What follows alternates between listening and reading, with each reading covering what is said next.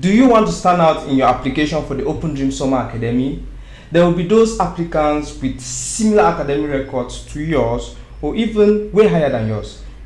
There will be those with the stellar extracurriculars such as a robotics initiative or maybe the gold medalist at the national mathematics competition, or there will be those with experience in managing 6 to 7 figure businesses, those kind of stuff.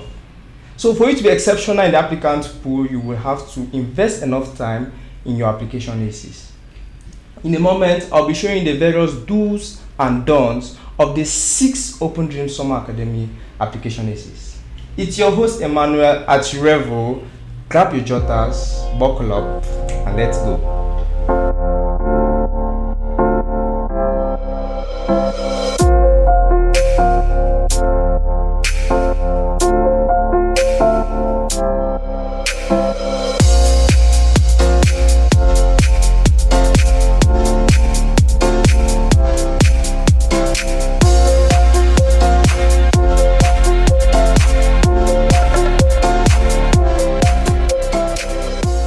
Alright guys, welcome back and let's begin. So the very first thing you notice about these essays are their short length. You have 50 word essays, there's a 100 word essay, and there is the longest, which is 250 words. So definitely you have to be as concise as possible. You have to communicate your idea as clear as possible and try to be very brief. Personally, brevity is very essential in writing, so this is one of the cases where you have to be very brief in your writing. So the very first essay is, what do you hope to gain as an Open Dreams scholar? So this is 100 words, and here Open Dreams wants to know obviously why you are applying to the Summer Academy, what you are expecting to achieve after being granted the title of an Open Dreams scholar. So a closer look at this prompt could make it look like, why do you want to join the Summer Academy, that kind of a thing. So if you look at it that way, it will be a little bit easy to tackle. So there could be million reasons why you want to be an Open Dream scholar. Is it to have a scholarship? Do you want to improve your personal or social skills? Do you want to interact with new people? Those kind of stuff. So this 100 words seems a lot until you begin writing. So what should you do in this essay and what should you not do? So the first thing you should do in this essay is you should find a reason or two why you want to become an Open Dream scholar. The moment you start having numerous reasons like 5 or 6, you tend to be stating instead of showing why you want to be an Open Dreams scholar. So you should look for 2 or 3 reasons, very clear reasons, and work with those reasons carefully, and remember to be as specific as you can. So the second thing you have to do when approaching this essay is the fact that you have to make sure to give specific and concrete examples that support your aspirations of joining the Summer Academy, of course. So for instance, this could be a project that an Open Dream scholar initiated that inspired you, or maybe it could be the testimonials of Open Dream scholars about how the academy went about, or maybe you just want to network with positive-minded people that will help you discover your potential and work on your weaknesses. Yeah, those are the things that you could want to highlight. So the third thing you have to look forward to doing while writing this essay is the fact that the objectives of the Summer Academy should align with that ambition of becoming an Open Dream scholar. If your ambition for becoming an Open Dream scholar does not align with this objective, it's almost useless for you to apply for the Summer Academy. So check that that objective aligns with your aim or your hope of becoming an Open Dreams scholar. So we'll look at the don'ts of this essay. So what should you not do when writing this essay? So the first thing is, do not be vague. Avoid general statements that lack specificity or clarity, such as I want to be an Open Dream scholar because I will easily have a scholarship. Well, there are people who have had scholarships that were not in Open Dreams, and there are Open Dream scholars that have not had scholarships yet. Yeah. So the second thing about this essay is do not exaggerate only false claims. Try to be as honest as you can be and be realistic in your aspirations of becoming an open dream scholar. Like the case in the previous example about easily having a scholarship. I won't guarantee you having a scholarship easily in that case, so that's exaggerated, almost a false claim. So open dreams does not give you a scholarship. That's another false claim that moves about the organization. And then the third thing that you should not do in this essay, don't get overwhelmed by the fact that it has to be exactly 100 words. Remember, the 100 words is a maximum. So you could have a safe region, say 90 to 100 words. I won't advise you to go below that. It would show a little bit of superficial knowledge, but definitely don't exceed it. But don't kill yourself about having 100 words. So we'll move to the second essay, which is what are your academic and career ambitions? If you want to become a lawyer or engineer or doctor, explain why. What is your motivation to pursue this particular discipline or profession? That is 250 words max.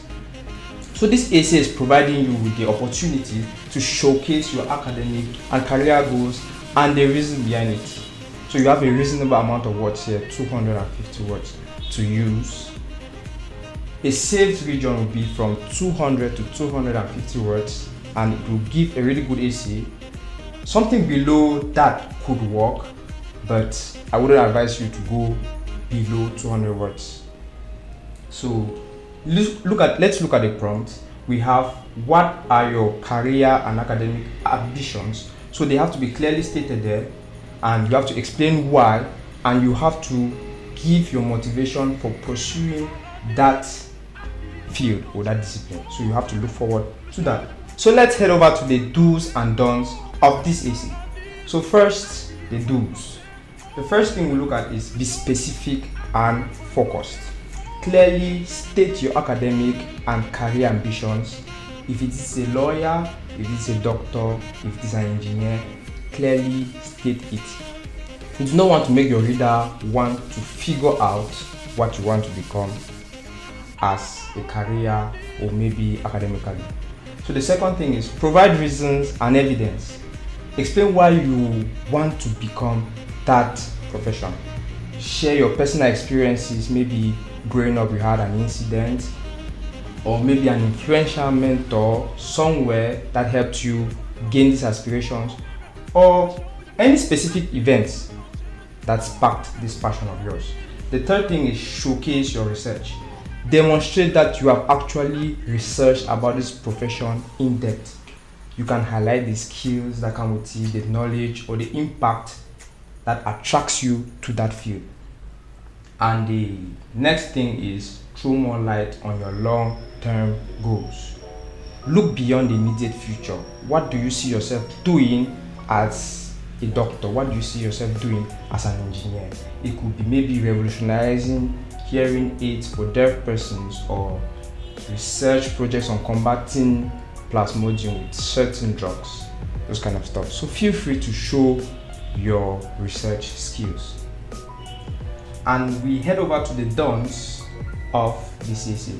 Avoid generic and vague responses that could apply to any profession. Things like, I want to make a difference in people's lives, or I've always been fascinated by engineering. Many people have always been fascinated by engineering, and definitely everyone wants to make a difference in the life of others. So what makes you stand out of the crowd? Or things like, I want to use my skills and knowledge to benefit others. Every profession has its skills and knowledge that benefits the general public. Everyone wants to benefit others, so try to be as specific as possible. The third thing is, do not use emotional language to demonstrate your aspiration. Things like, I just wanted to be a doctor since I was 6, or those kind of things. So that is very vague. It makes you come along as childish and ambitionless to an extent. And the next thing is, do not make exaggerated claims or false information about the said profession. Do not also try to downplay another profession by using your own profession, like say, I wanted to become an engineer because I saw that law was not, you get. Do not degrade another profession because of your profession. That is going off track and you are not even answering the prompt. So another exaggeration that people could give is that psychologists can read minds. That's impossible. You can't read a human being's mind. So try to stay with one profession and be as specific as possible. So one of the things you should not do in this AC is focusing on the financial aspects or the prestige that comes with the said profession. You could mention it quite alright, but do not make it the spotlight of your AC. Remember, you have a prompt you are answering. So let's move to the third AC. In a few words, describe your most significant extracurricular achievements. 50 words max.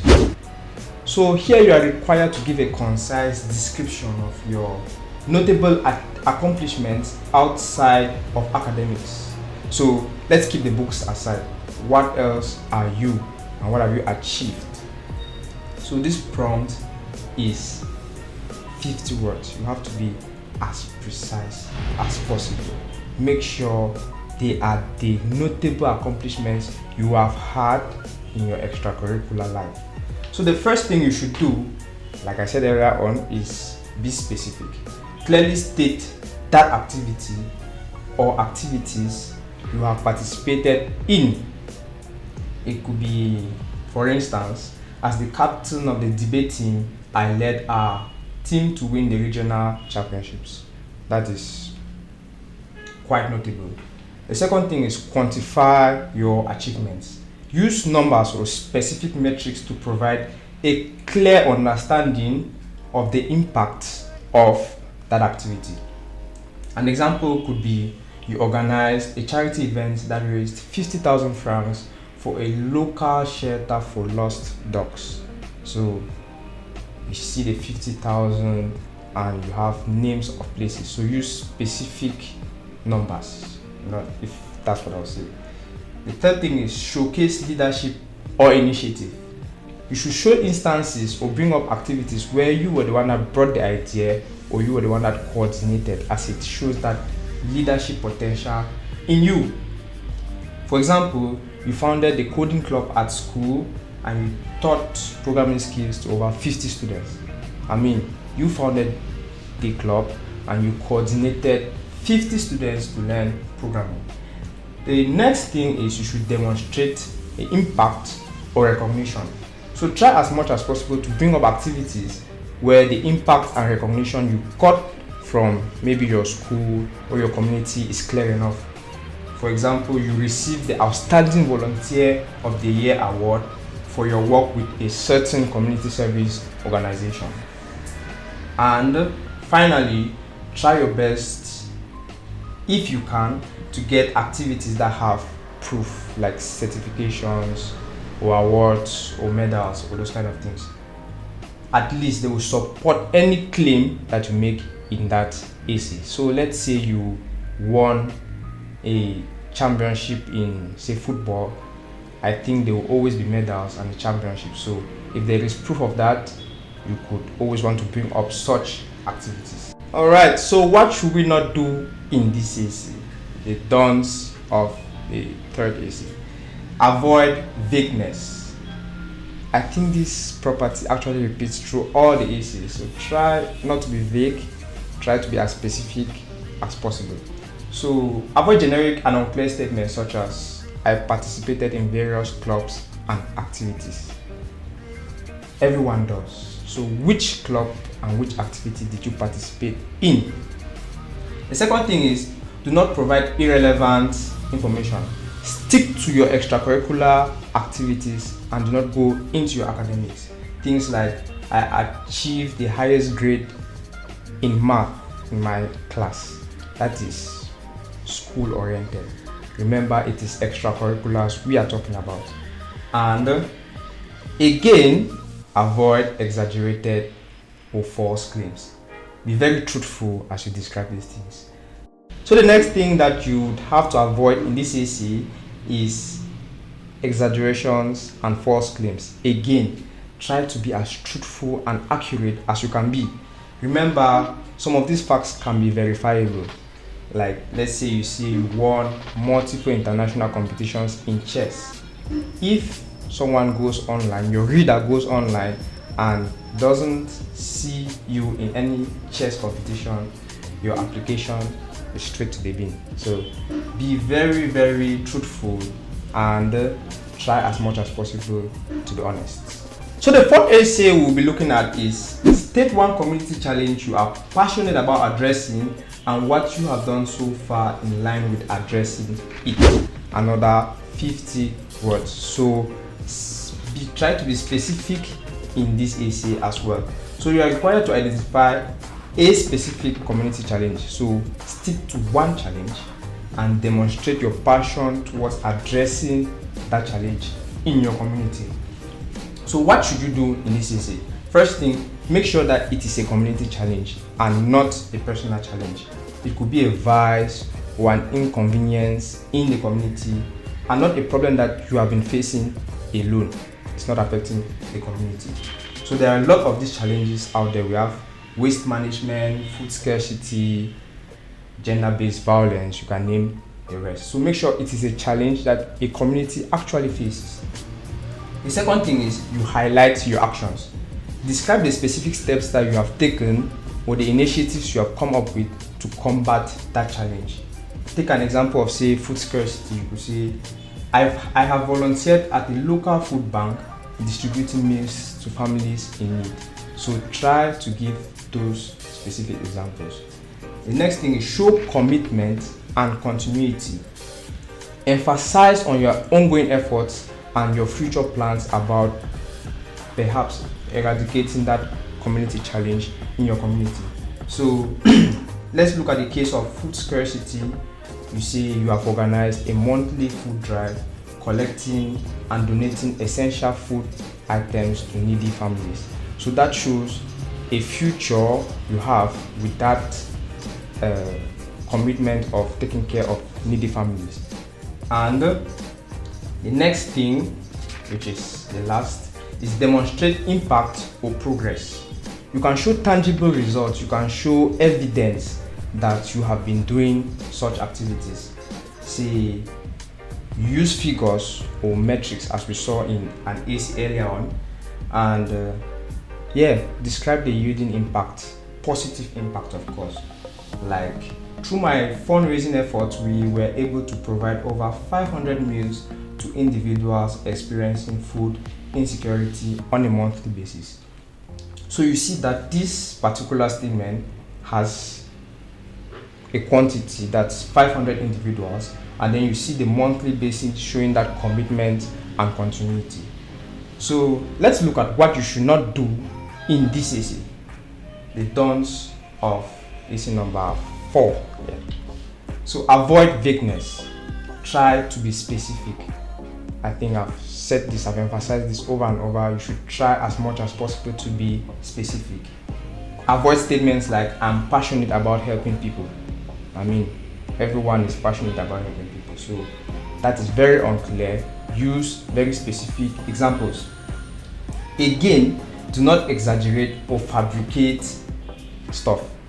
Be truthful and accurate in describing these challenges. You could imagine saying you completely eradicated poverty in your community. That is one part lie. So you should try your best to be truthful and give very reasonable explanations. And last thing, do not provide unrelated information. Stick to a particular community challenge and show your involvement in that challenge. If you by any means try to talk about anything else, you are not answering the prompt and you are going off track. So let's say you were talking about waste management, and out of a sudden I also volunteer at a local, say, dog shelter. That is off track. So that is very unrelated to waste management. So try your best to stay within the prompt, answering it correctly and as specific as you can. Alright, so the fifth essay: is the Anglophone crisis in Cameroon affecting you in any way? What role are you playing to contribute to peace building and harmonious cohabitation? 50 words max. So your reader wants to know how the Anglophone crisis is affecting you individually. Remember to focus on yourself and not the community. And you should also show how you are contributing to peace building and harmonious cohabitation in 50 words. So remember, being brief is key. So let's go to the do's. Acknowledge the impact. Indicate whether or not. Will you really say that the crisis has not affected you? I don't know, but indicate that impact it has on you. So for instance, you could talk about displacement from your town of residence, or stopping school for security reasons, or being abused in a way due to insecurity in your area. So you could bring that up. You should also want to describe the roles you have taken in peace building, like involvement in intercultural dialogue sessions for fostering understanding and peaceful coexistence. So those workshops organized on peace, justice, here and there, you could mention them. And highlight moments too where you have collaborated with other people. You can show your partnerships with NGOs, with community leaders, with traditional leaders on peace pertaining matters. Like for instance, you could say, I have collaborated with a local organization in so and so community to facilitate conflict resolution workshops, and as well try to bring out positive outcomes of these partnerships. So the dons of this AC is, which is very important, especially in these times: avoid taking sides or blaming certain parties. Maintain a very neutral stand in this AC, focusing on your contributions to your community. Remember, Open Dreams is an apolitical organization and does not say it's for this or it's for that. So the circumstances we live in warrants us to stay as neutral as possible when writing this essay. Keep your opinions to yourself about what you think is or is not, and personally keep your opinions to yourself. So do not go off track. You cannot begin talking about environmental protection projects in this essay. Stay on track. And as well as you can again avoid the exaggerations and the false claims. Or imagine you saying you single-handedly eradicated a crisis in your community and there is no war going on where you are. Another big fat lie. So try your best to be truthful, because most of the things you see are very verifiable, and if found untrue, your application is faulty. And finally, the sixth AC: what do you think about the use of the internet or the law as a political tool, and how has any of them affected you, your family, a business you know, or the local economy of your town or region? Another 50 words max. So 50 words, remember to be specific as always. So discuss the use of the internet as a political tool or the law, and how has it affected you or your family or a business you know or your economy. So to be on the safe side, you could either talk about how it has affected you and your family, or maybe you and a business you know, or two of these aspects, rather than trying to fuse all four of them, or is it five? Four of them in your essay. So what should you do in this essay? Clearly share your opinion. Your opinion should be very clear enough. You don't want your reader to try to figure out whether it has affected you positively or negatively. So express your thoughts and perspective on the use of the internet as a political tool or the law as a political tool. So you could say something like, I believe the internet and the law can be powerful political tools, facilitating access to information and enabling advocacy for social change in my community. You could also discuss the impact that's had on you, or maybe on your family, or the other aspects we saw. Things like, the internet has provided my family with increased access to educational resources, or you could say something like, local businesses have expanded their reach through online platforms. And provide specific examples as well.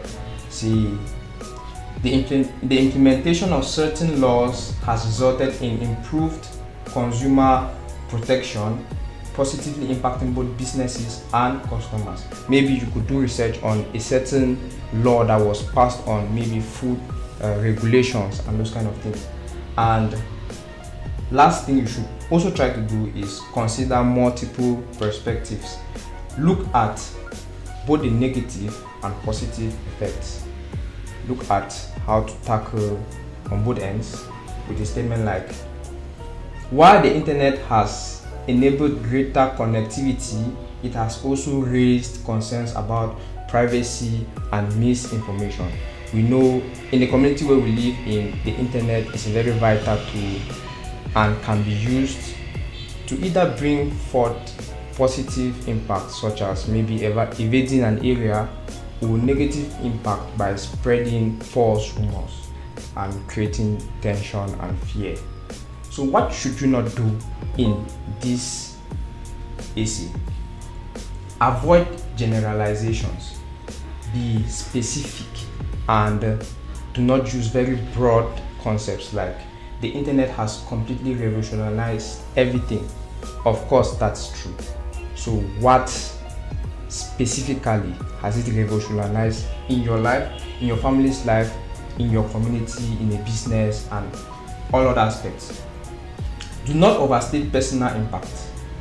And this is where another way you would be tempted to maybe exaggerate or give false information. Like you see, the internet single-handedly transformed your community's entire economy. That is not possible at all. So instead of overemphasizing on its impact on you, you could share it with maybe your family, you could share it with a business that you know, or your community. And finally, do not provide unrelated information. Stay focused on the use of the internet or the law. So you are talking either about the internet or the law as political tools. Stay in politics. Don't talk about the internet used in agriculture or medicine, or the law used in any other sphere of life apart from politics. So you imagine making a statement like, I also want to discuss the impact of climate change on the global economy. It's the internet and the law and not climate change. So these steps, you should take them very seriously and avoid these hurdles or these misconceptions that might want to fit in your AC. Alright guys, there you have it. Hope you made the best out of this information. Remember to proofread, to do the necessary finishing touches, to get your recommendation letters and submit before the deadline.